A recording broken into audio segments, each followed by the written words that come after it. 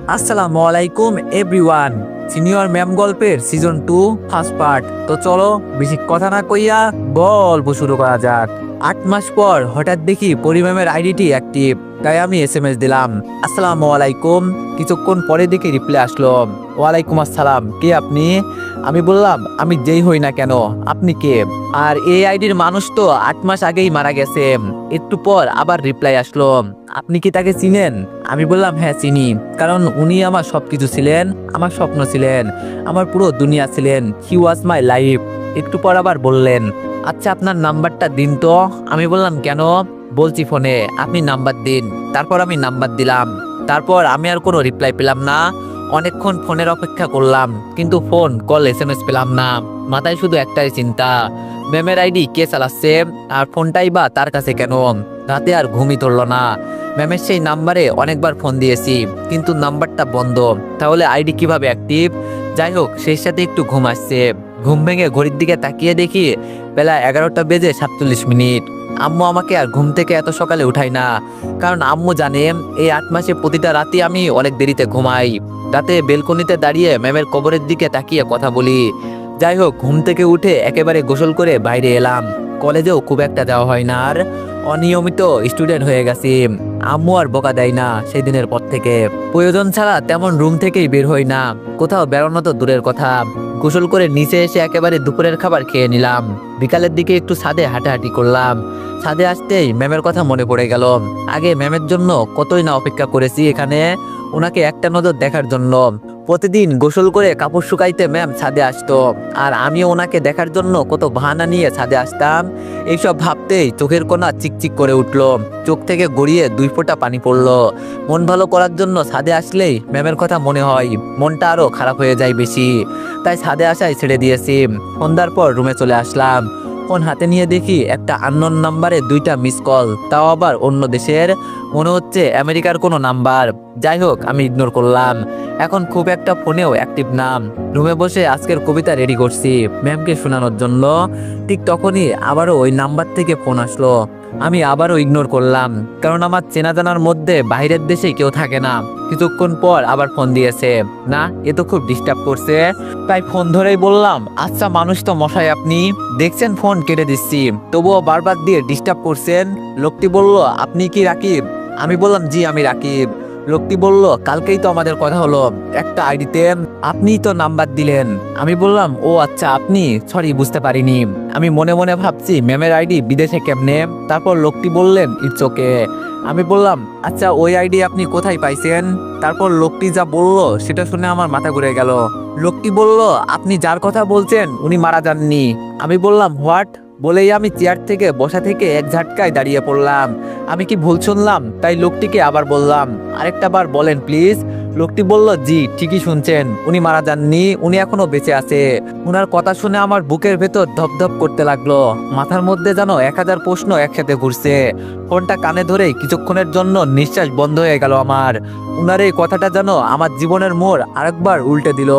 আমি কাপা গলায় আবার বললাম, ভাই আপনি আরেকবার বলেন, আমার পরি ম্যাম বেঁচে আছে, আপনি কি তাকে দেখছেন? ওপাশ থেকে গলা ভেসে এলো, হ্যাঁ আমি দেখেই বলেছি উনি জীবিত আছেন, তবে একটু জটিল, ফোনে সব বলা সম্ভব হচ্ছে না।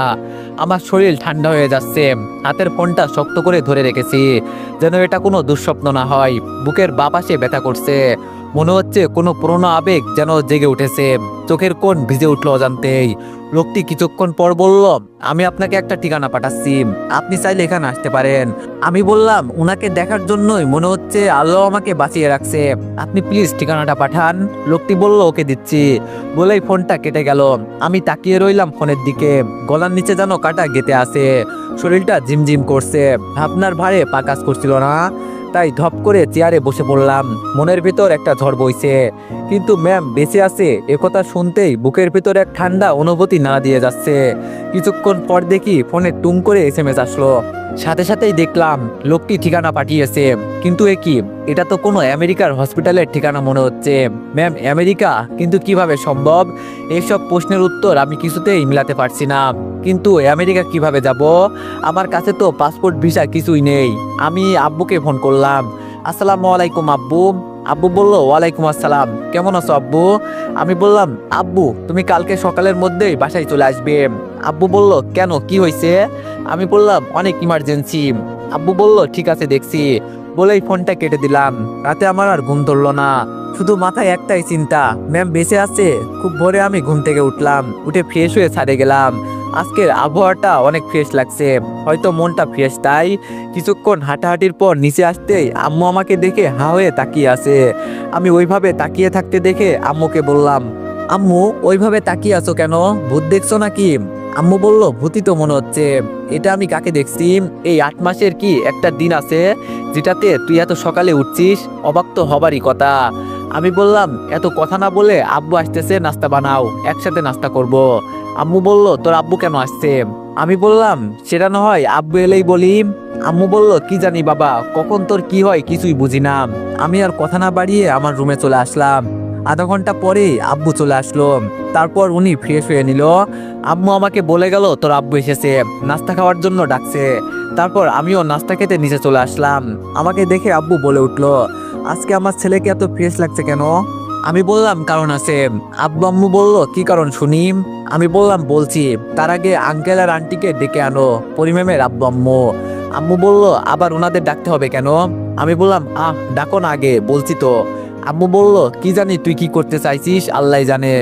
বলে আম্মু ওনাদের ডাকতে গেল। একটু পর ওনারাও চলে আসলেন। তারপর আব্বু বললেন, বলো এখন কি বলতে চাও? আমি বললাম, তাহলে শোনো সবাই, পরিম্যাম বেঁচে আছে। আমার কথাই যেন পুরো ঘরটা মুহূর্তে স্তব্ধ হয়ে গেল। এই কথাটা যেন সবাইকে এক ঝটকায় চুপ করিয়ে দিল। কয়েক সেকেন্ড কেউ কিছু বলল না, এক দৃষ্টিতে সবাই আমার দিকে তাকিয়ে আছে। পরিম্যামের আম্মু মুখ এক ঝটকায় ফ্যাকাশে হয়ে গেল। চায়ের কাপ হাতে ছিল, সেটা ঢক করে মেঝেতে পড়ে গেল, কিন্তু তিনি সেটা খেয়ালই করলেন না।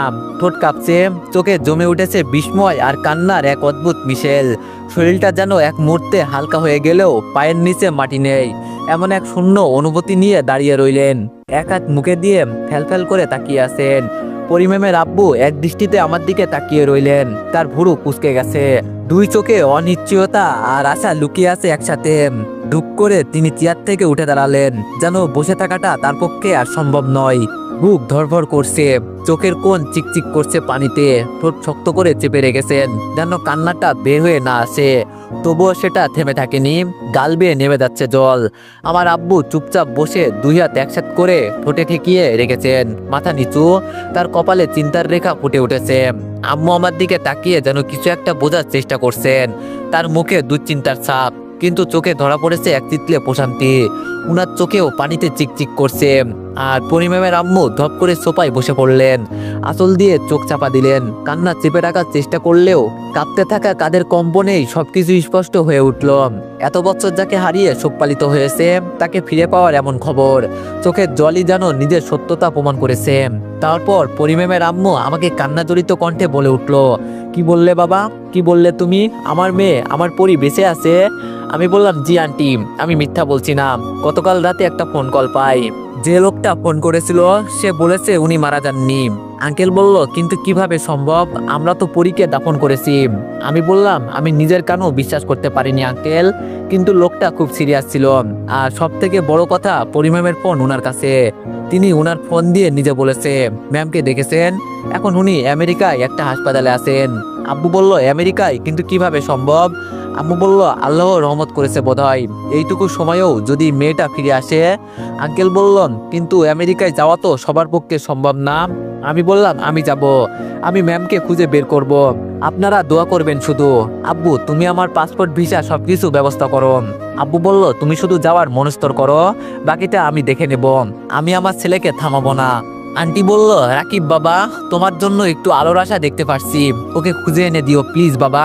আমি বললাম, আন্টি আপনি চিন্তা করবেন না, ম্যামকে আমি ফিরিয়ে আনবো ইনশাল্লাহ, আপনারা শুধু দোয়া করবেন। আন্টি বলল, আমাদের দোয়া সবসময় তোমার সাথে থাকবে। তারপর সবাই কিছুক্ষণ পর শান্ত হলে আমি আমার রুমে চলে আসলাম। মনটা কেমন অস্থির হয়ে আছে ম্যামকে একটা নজর দেখার জন্য। কয়েকদিন পর পাসপোর্ট আর ভিসার ব্যবস্থা করে ফেললো আব্বু, কালকে আমার ফ্লাইট। এর মধ্যে লোকটার সাথে আমার প্রতিদিনই কথা হতো, ম্যামের খোঁজ নিতাম।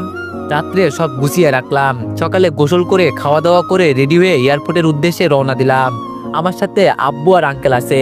এয়ারপোর্টে গিয়ে আব্বু আর আঙ্কেলের থেকে বিদায় নিয়ে আমি প্লেনে উঠে পড়লাম। মনটা এখন অস্থির হয়ে আছে। কখন আমি ম্যামকে একবার নিজের চোখে দেখব। 8 মাস হয়ে গেছে, ম্যামকে দেখতে পাইনি। কিছুক্ষণের মধ্যেই প্লেন ফ্লাই করলো।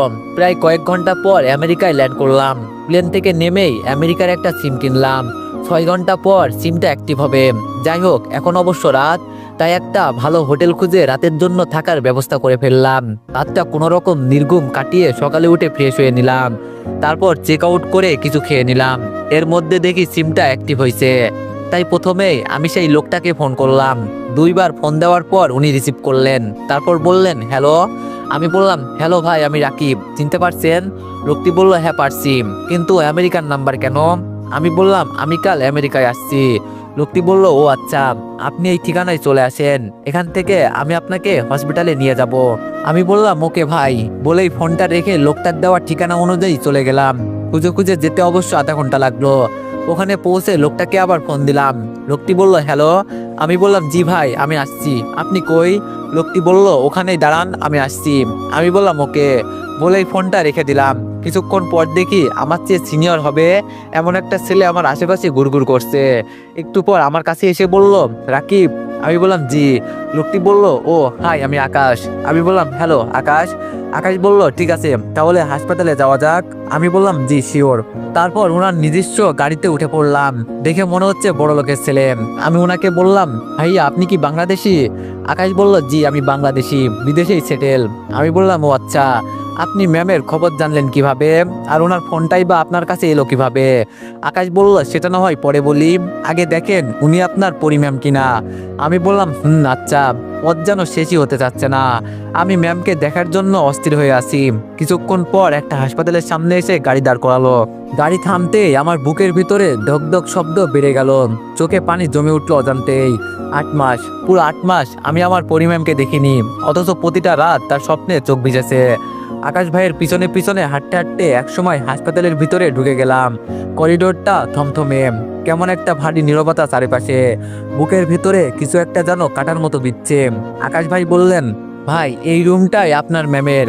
আমি নিঃশব্দে মাথা নেড়ে দরজার সামনে দাঁড়ালাম। হাতটা কিছুতেই উঠছে না দরজা খোলার জন্য। শরীরটা কেমন ঝিমঝিম করছে, যেন ভিতরে ভিতরে ভেঙে পড়ছি। আকাশ ভাই আস্তে করে বললেন, চলেন আমি আসি, ভয় পাবেন না। দরজাটা খুলে ফেললাম। খুলতেই চোখ গেল আমার বিছানার উপর।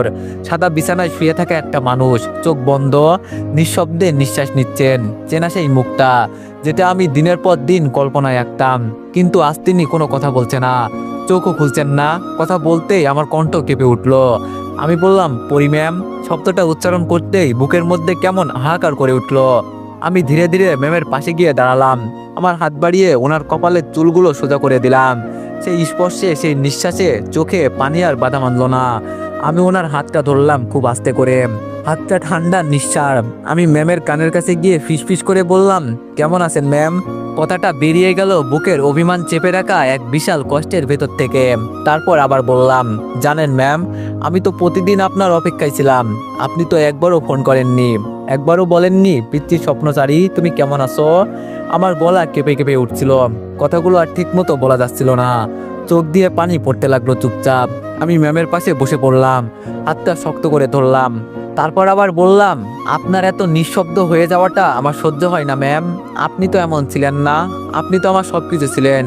আপনাকে একদিন এসএমএস না করলে আমার উপর আপনি রেগে যেতেন। আজ কিভাবে 8 মাস আমাকে ছেড়ে থাকতে পারলেন ম্যাম, কি করে? আমি মাথাটা নিচু করে ওনার হাতের উপর রাখলাম। তারপর হাতে আলতো করে চুমু খেলাম। চোখের পানি চুপচাপ গড়িয়ে পড়ছে। তারপর আমি মুখটা তুললাম খুব ধীরে। কপালের চুলগুলো সরিয়ে দিয়ে ওনার কানে ফিসফিস করে বললাম, প্লিজ একবার শুধু চোখ খুলে দেখেন ম্যাম, আমি এসেছি, আপনার পিচ্চি স্বপ্নচারীটা। কোনো সারা শব্দ নেই। আমি ওনার হাতটা দুহাতে চেপে ধরলাম এবার, আর জোরে কান্নায় ভেঙে পড়লাম। আমি যেন শ্বাস নিতে পারছি না ঠিকমতো কান্নার জন্য। হঠাৎ পিছনের ঘাড়ে কে যেন হাত দিল। পিছনে তাকিয়ে দেখি আকাশ ভাইয়া। আমি আকাশ ভাইয়াকে জড়িয়ে ধরে আরো কান্না করতে লাগলাম।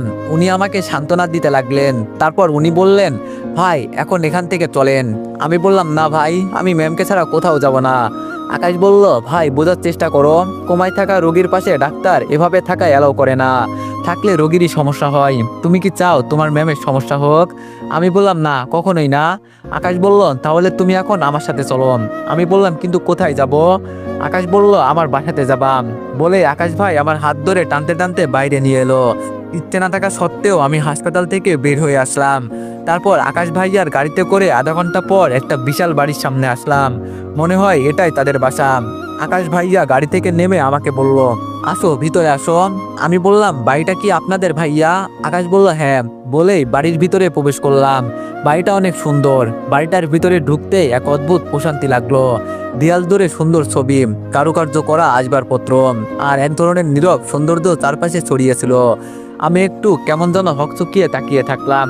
তখনই আকাশ ভাইয়া বললেন, আরে দাঁড়িয়ে আছো কেন, ভিতরে এসো।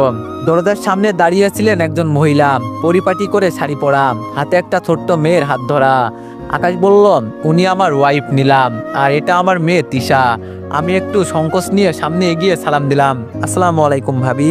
নীলা বলল, ওয়ালাইকুম আসসালাম। তারপর মুচকি এক হাসি দিয়ে বললেন, বসুন, আপনিই তো রাকিব। আকাশ এই কয়েকদিনে অনেক বলেছে আপনার কথা। আমি বললাম, জি আমি রাকিব। তিশা বলল, তুমি কি আব্বুর বন্ধু? আমি একটু হেসে বললাম, হ্যাঁ, আমি তোমার আব্বুর ছোট ভাইয়ের মতো বন্ধু। তিশা হেসে আমাকে হাত ধরে টানলো। তিশা বলল, তাহলে আমার সাথে খেলবা তো? আমি ক্লান্ত হেসে বললাম, এখন না পিচ্ছি, পরে খেলবো, ঠিক আছে? তিশা খুশি মনে ঘরের এক কোণে খেলনা নিয়ে খেলতে বসে গেল। আমি তখন সোফায় বসলাম, কিন্তু নীলা ভাবির আচরণে কেমন যেন একটা চাপা কষ্ট টের পেলাম। নীলা ভাবি বেশিরভাগ সময় আকাশ ভাইয়ার দিকে তাকাচ্ছিল না, আর কথা বলছিল যেন খুব হিসেব করে। তারপর ভাইয়ার বাবা মায়ের সাথেও পরিচয় হয়ে নিলাম। তারপর আকাশ ভাইয়া বললেন, যাও তুমি ফ্রেশ হয়ে বিশ্রাম নাও। আমি বললাম, ওকে ভাইয়া। বলেই আমি রুমে চলে আসলাম। এসে ফ্রেশ হয়ে নিলাম। একটু পরেই আকাশ ভাইয়া রুমে আসলো। এসে বলল, এই নাও তোমার ম্যামের ফোন। আরে এটা তো সত্যিই ম্যামের ফোন। তাই আমি ভাইয়াকে জিজ্ঞেস করলাম, ভাইয়া আমাকে সব পরিষ্কার করে বলবেন, ম্যাম এখানে কি করে? আমরা তো তাকে 8 মাস আগেই দাফন করেছি। তারপর আকাশ ভাইয়া বিছানায় আমার পাশে বসে পড়ল। তারপর বলল, 8 মাস আগে আমরা সবাই দেশে গিয়েছিলাম কয়েকদিনের ছুটিতে। ছুটি শেষ যখন বিদেশে ব্যাক করার জন্য বের হই, তখন রাস্তার পাশেই যে একটা হাসপাতাল আছে, তার ট্রান্সফরমার পুড়ে ব্লাস্ট হয়, আর সাথে সাথে অনেক কয়েকটা লাশ ছিটকে এসে রাস্তায় এসে পড়ে। আমরা গাড়ি থেকে নেমে এই দিক ওই দিক ছোটাছুটি করতে লাগলাম বাঁচানোর জন্য। আর তখনই আমি এই মেয়েটার বডি দেখতে পাই। মৃত ভেবে লাশটা রাস্তা থেকে সরাতে যেতেই বুঝতে পারলাম উনি এখনো জীবিত আছে। তাই ওনাকে আমাদের গাড়িতে তুলে দ্রুত ভালো হাসপাতালে নিয়ে আসি, কিন্তু ওখানেই না জবাব দিয়ে দেয় আর বলে বিদেশে নিয়ে যেতে। একটা মানুষ এভাবে মারা যাচ্ছে, আর আমরা কিভাবে তাকে ফেলে চলে আসতাম? তাই তাকেও আমরা বিদেশে নিয়ে আসার জন্য ব্যবস্থা করি। তারপর থেকে মেয়েটা কোমায় চলে গেছে। 8 মাস তার কোনো সারা শব্দ নেই। খোঁজ করতে গিয়ে তার ব্যাগ থেকে ওনার কয়েকটা ছবি আর একটা মোবাইল পাই, কিন্তু মোবাইলের ডিসপ্লে নষ্ট হয়ে গিয়েছিল। তাই আমি নিজে ওটা ঠিক করাই, তারপর আপনার সাথে যোগাযোগ করি। এতক্ষণ আকাশ ভাইয়ার কথা মনোযোগ দিয়ে শুনছিলাম। তার কথা শুনে আমার চোখ দিয়ে পানি পড়ে যাচ্ছে। তারপর আমি বললাম, এত কিছু হয়ে গেল, আর আমরা এতদিন ভাবতাম ম্যাম মারা গেছে। আকাশ ভাইয়া বলল, আচ্ছা নিচে আসো খাইতে। আমি বললাম, ভাইয়া আরেকটা কথা, যদি কিছু মনে না করেন তাহলে বলবো। আকাশ বলল, কোনো সমস্যা নেই, বলেন কি বলবেন। আমি বললাম, আসার পর থেকে লক্ষ্য করলাম আপনি আর ভাবি কেউ কারোর সাথে ঠিকভাবে কথা বলছেন না। আপনার আর ভাবির মধ্যে হয়তো কিছু দ্বন্দ্ব হচ্ছে। যদি সমস্যা না হয় তাহলে কি জানতে পারি প্লিজ? আকাশ ভাইয়া কিছুক্ষণ চুপ করে রইলেন। তারপর চোখ মাটির দিকে নামিয়ে বললেন, সবকিছু বলতে পারি না ভাইয়া, কিন্তু এমন একটা সময় আসছে যখন দুইজন মানুষ একই ছাদের নিচে থেকেও মনের মধ্যে দূরত্ব তৈরি করে নেয়, আর সেই দূরত্ব দিনে দিনে দেয়াল হয়ে দাঁড়ায়।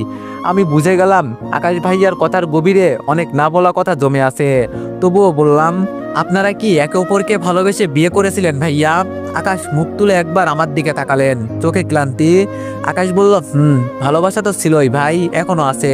তবে বিশ্বাস বিশ্বাস তো কাছের মতো, একবার ভাঙলে আর আগের মতো হয় না। আমি কিছুক্ষণ চুপ করে থাকলাম, তারপর সাহস করে বললাম, ভাবি কি আপনাকে ভুল বুঝেছেন কোনো কারণে? আকাশ একটু হেসে মাথা নাড়ালেন। আকাশ বলল, শুধু একটু না, আমি নিজেই পরিষ্কার করিনি। এক রাতে অফিসের এক মেয়ে মেসেজ করে বলছিল একটা স্কলারশিপ নিয়ে সাহায্য লাগবে। মেয়েটা আমার পুরনো এক ছাত্রী ছিল, সমস্যা হচ্ছিল পেপারস পাঠাতে। আমি সাহায্য করছিলাম। তারপর মেয়েটা টিপ দেওয়ার জন্য কফি শপে দেখা করতে বলছিল, কিন্তু নীলা ওই মেসেজটা দেখে ফেলে আর ভুল বুঝে ফেলে। আমি বললাম, আপনি সেটা ভাবিকে বলেননি কেন? আকাশ বলল, সত্যি বলতে ভয় পেয়েছিলাম, বললে হয়তো ভাবতো আমি মিথ্যা বানাচ্ছি, আবার না বললেও মনে করতো আমি কিছু লুকাচ্ছি। মাঝের অবস্থাটা খুব জটিল ভাই। আমি চুপ থাকলাম, আর সেই চুপটাই আমাদের মধ্যে দূরত্ব আনলো। তারপর হঠাৎ একটা দীর্ঘশ্বাস ফেললেন। আকাশ বলল, সে আজকাল আগের মতো হাসে না, চোখে চোখ রাখে না, আমার সাথে ঠিকভাবে কথা বলে না, শুধু তিশার মুখের দিকে তাকিয়ে এই বাসায় আছে, আর আমি ওকে কোনো প্রশ্ন করি না। আমি কিছু বললাম না, শুধু একটা না তাকিয়ে রইলাম ভাইয়ের মুখের দিকে। তারপর ভাইয়া আবার বলল, চলো খেতে আসো। তারপর আকাশ ভাইয়া চলে গেল। আমিও কিছুক্ষণ পর খেতে বসলাম। ভাবি আমায় তুলে দিচ্ছেন, কিন্তু কোনো কথা বলছে না। খাওয়া দাওয়া শেষ করে রুমে চলে আসলাম। তারপর ভাবলাম বাসায় জানানো দরকার, তাই বাসায় ফোন দিলাম। ফোন রিসিভ করতেই, আসসালামু আলাইকুম আব্বু। আব্বু বলল, ওয়ালাইকুম আসসালাম, কেমন আছো আব্বু? আমি বললাম, ভালো আছি আব্বু, তোমরা কেমন আছো? আব্বু বলল, আমরাও ভালো আছি। পরীর দেখা পাইছিস, কেমন আছে সে? তারপর আমি ওনাদের সব কথা খুলে বললাম। তারা আমাকে ম্যামকে নিয়ে তাড়াতাড়ি দেশে ফেরার কথা বললেন। আরো কিছুক্ষণ তাদের সাথে কথা বলে ফোনটা রেখে দিলাম। তো এভরিওয়ান, নেক্সট পার্টের জন্য সবাই একটু বেশি বেশি লাইক আর কমেন্ট করে দিও। ধন্যবাদ।